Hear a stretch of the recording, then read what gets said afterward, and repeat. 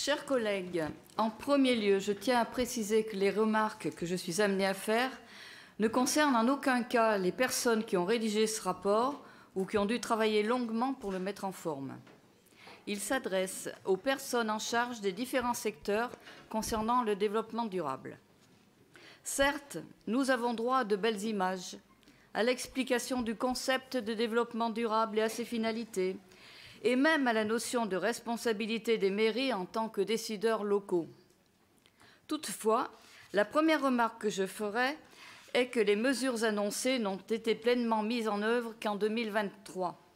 De même, en règle générale, et sauf de très rares exceptions, ce rapport n'intègre pas de budget prévisionnel, même partiel, si ce n'est un vague objectif en 2050 de couvrir 55% des consommations d'énergie du territoire par des énergies renouvelables locales.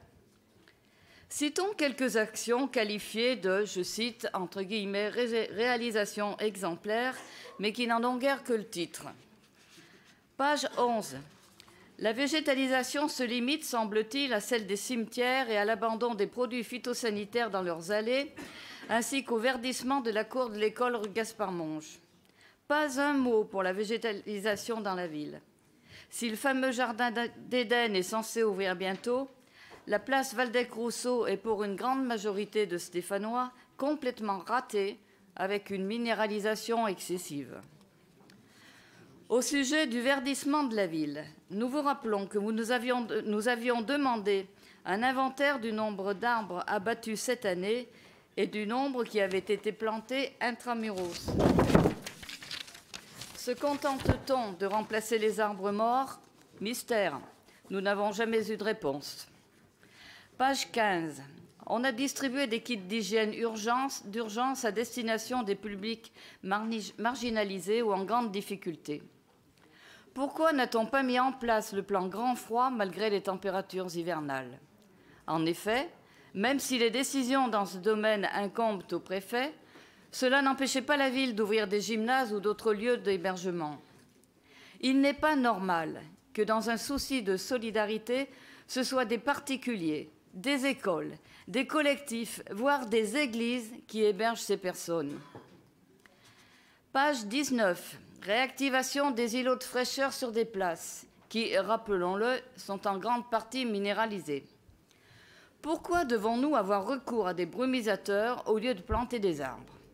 Souvenez-vous à ce sujet que l'ONU rappelle qu'un arbre permet de réduire de 30% les besoins de climatisation et de rafraîchir l'air ambiant de 2 à 8 degrés. Le fait que les réseaux existants sous terre interdisent un verdissement de la ville reste un faux prétexte. Or, de juin à octobre, entre chaleur et pollution, l'air devient irrespirable et les Stéphanois suffoquent.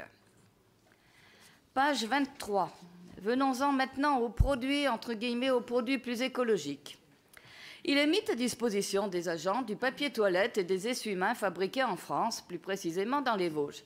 Bravo! Mais si vous en êtes à citer ces produits d'hygiène de base, cela veut-il dire qu'il n'y a guère, à part ça et les barquettes noires qui d'ailleurs sont en plastique, d'avancées dans ce domaine? Enfin, rappelons quelques vérités. En ce qui concerne l'éclairage public, nous l'avons réduit seulement de minuit à 4 heures du matin et seulement dans certains lieux.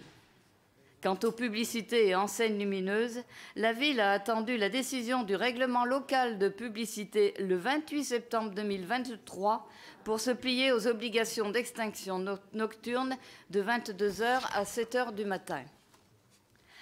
En ce qui concerne la zone 30, censée apaiser la ville et rééquilibrer le partage de l'espace public entre automobilistes d'un côté, cyclistes et piétons de l'autre, on ne peut que constater le manque de réflexion d'ensemble. Citons par exemple l'absence de marquage au sol pour les vélos ou des panneaux qui prêtent à confusion.